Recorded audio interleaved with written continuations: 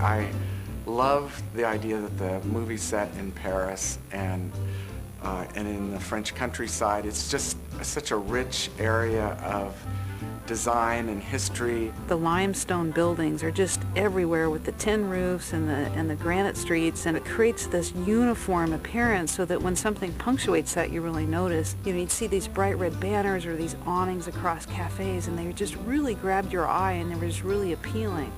There's a little bit of an upstairs-downstairs thing going on, where up above Paris, beautiful, and then down below, and that's kind of the rat world. A little cold and a little wet and a little foggy and a little dank. Always in the shadows, always in attics or in places where humans can't go. Another key visual element was Gusteau's. The facade and the dining room are really designed to make it look like the greatest French restaurant on earth. The kitchen is very much neutral tones, very subtly colored. The walls are tile, the floor is tile, the stoves are black. It's designed to make the food look great, but also the copper pots look great in this environment, and the chef's skin tones look great.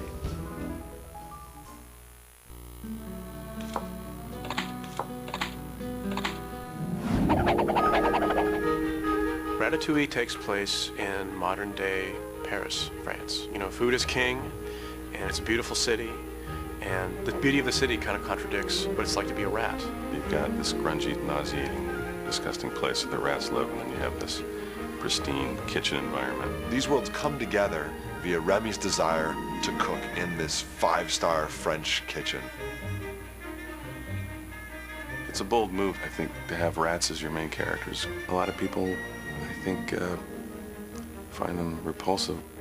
I don't want to talk about the tail. What about my adorable peach fur-covered little ears? You know, no one ever asked rats about that. For us, it's a matter of doing a lot of reference, really. It's looking at a lot of real rat footage. People have brought in their pet rats, which at first we were a little afraid of, because again, rats are a little like, ugh, rats. But now we've actually got our own rats in the animation department, and they're endlessly entertaining. And we've been videoing those rats and looking at that footage. Not necessarily copying it, but taking the spirit of what makes a rat, how quickly they move, and all of the little fidgety traits. Our main character, Remy, he has this amazing sense of smell. And he picks out the food that all the rats in the tribe can eat. But Remy is very interested in fine food. He wants to be a five-star French chef. The rats are traditionally kind of takers. They're hiding, they're sneaking, they're stealing little things, and the chefs are givers. They're creating things and presenting them to people. And Remy is a real giver.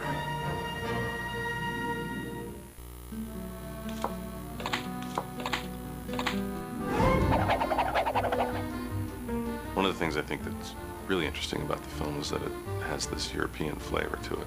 The art department on this film spent a lot of time studying French faces and French culture. To find out what makes French people move and act and talk, etc., like French people. And actually the shoulders are much more involved, and it's a little more all-body inclusive language. We're working on doing our homework to be a little more authentic with some of the gestures, especially with the chefs. Watching films, going to Paris. We've gone in groups to take cooking classes. We've gone to observe real kitchens to get the vibe and the spirit behind a working kitchen. We've studied the way people move, not only on the small details, the way they fry things, or the way they'll saute, or the way they'll use their rags to clean things up, but also as a whole, how the whole kitchen will move as a body. It's like a living organism. It really is this choreography, this dance, that everybody has their spot, and they're all doing their thing, but they're all doing it together.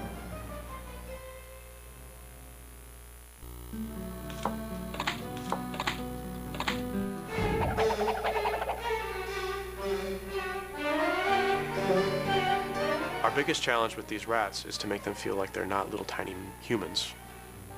So in order to do that, we looked to the real rat's anatomy. There's a lot of mass between where their skeleton is and where their skin is. So what you get is kind of this blob of this animal that can change shape almost. They can squish themselves up and stretch themselves out. And so we call that sort of the squishiness. And we've been working really hard to keep these characters squishy. And I think that's what's going to make this movie what it is. It's that combination of really strong heart with a little layer of silliness on top of it. Because it is a rat who wants to cook. And we're going to have a lot of fun with that.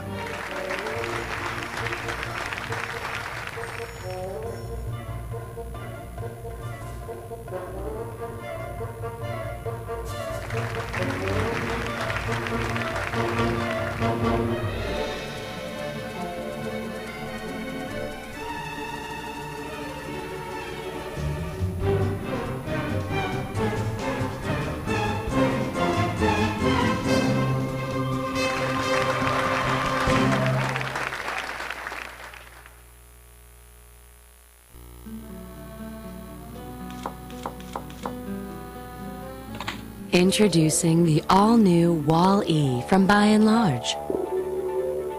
Waste.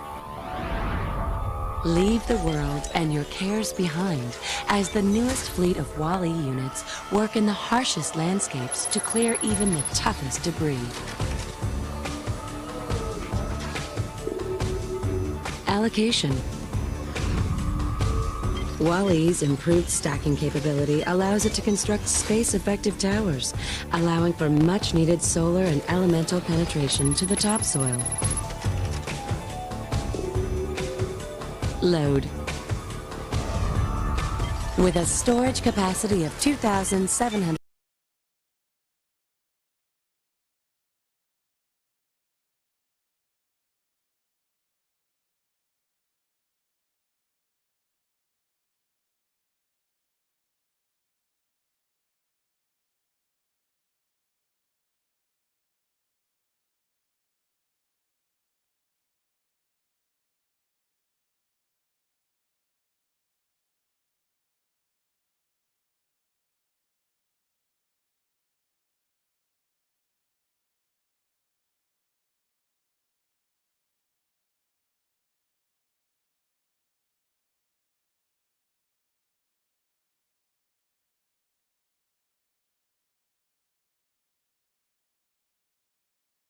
Corporation, all rights reserved. Wall-E is not designed to function underwater, in lunar gravity, or in active lava flows. For a demonstration of Wall-E's many other functions, please visit any By & Large showroom or voice command your hollow screen to www.byandlarge.com.